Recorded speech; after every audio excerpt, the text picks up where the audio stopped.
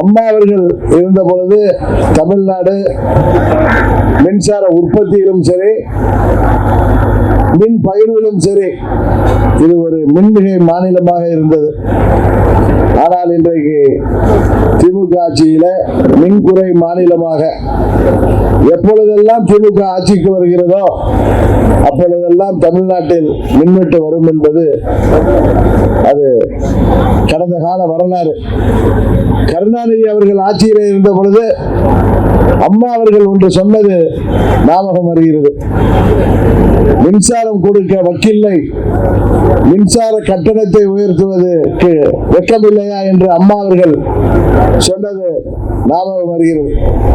இன்றைக்கு அவரது மகன் திரு ஸ்டாலின் அவர்கள் ஆட்சியிலும் இன்றைக்கு மின்சார தட்டுப்பாடு, அறிவிக்கப்படாத மின்வெட்டு, சாமானியர்கள் முதல் விவசாயிகள், தொழில் நிறுவனங்கள் என அனைவரும் இந்த மின்வெட்டால் பாதிக்கப்படுகின்ற நிலைமை தமிழ்நாட்டில் இன்றைக்கு ஏற்பட்டிருக்கிறது.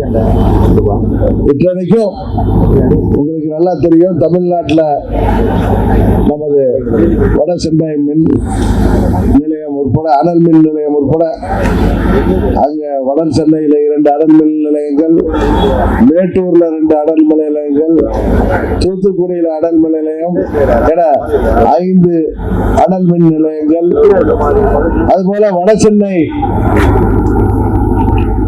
அனல் மின் திட்டம், எண்ணூர் அனல் மின் திட்டம் என்று 2 திட்டங்கள், அதுபோல உடன்குடி திட்டம், உப்பூர் திட்டம் என 5 மின் திட்டங்கள், அனல் மின் திட்டங்கள், அதுபோல வழுதூர் எரிவாயு நிலையம், குத்தாலம் எரிவாயு நிலையம், பேசின் பிரிட்ஜ் எரிவாயு நிலையம் என 3-4 எரிவாயு நிலையங்கள், பற்றாக்குறைக்கு காற்றாலை மின்சாரங்கள், சூரிய ஒளி மின்சாரங்கள் என பல நிறுவனங்கள் இருந்தும் இன்றைக்கு தமிழ்நாட்டில தமிழ்நாடு அரசு அவற்றை எல்லாம் சரியாக பயன்படுத்தாமல் தமிழ்நாட்டின் மின் தேவையில 50% தான் அரசாங்கத்தால் உற்பத்தி செய்யப்படுகிறது. மீதி 50% குறிப்பிட்ட சில தனியார் நிறுவனங்களிலிருந்து விலைக்கு வாங்கப்படுகிறது. இது உள்நோக்கத்துடன் நடைபெறுவதாக தமிழ்நாட்டில எல்லா பகுதியிலும் மக்கள் பேசி வருகிறார்கள். காரணம், திமுக ஆட்சிக்கு வந்த பிறகு 21-22 40,000 கோடிக்கு தனியார் மின் நிறுவனத்திலிருந்து மின்சாரம் பெறப்பட்டிருக்கிறது.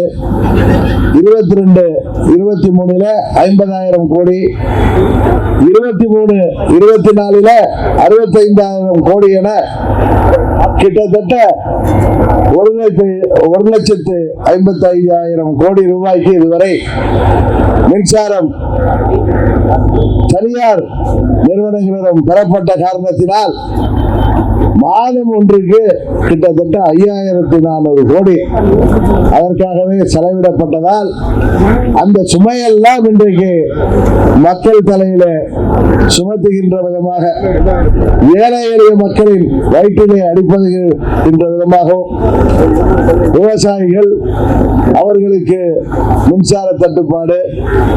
இந்த அரசாங்கம் தேர்தல் அறிக்கையிலே சொன்னது போல மும்முனை மின்சாரமோ இலவச மின்சாரமோ சரியாக வழங்கப்படாதது, தொழிற்சாலைகளுக்கு ஏற்கனவே மின் தட்டுப்பாடினால் அவர்களுக்கு கடந்த ஆண்டுகளிலே ஏற்றப்பட்ட மின்கட்ட உயர்வால், கட்டட உயர்வால் பல சிறு குறு நடுத்தர தொழிற்சாலைகள் எல்லாம் மூடப்பட்டு இளைஞர்கள் வேலை வாய்ப்பு இல்லாமல் தவிக்கின்ற நிலைமை இன்றைக்கு தமிழ்நாட்டில் ஏற்பட்டிருக்கிறது.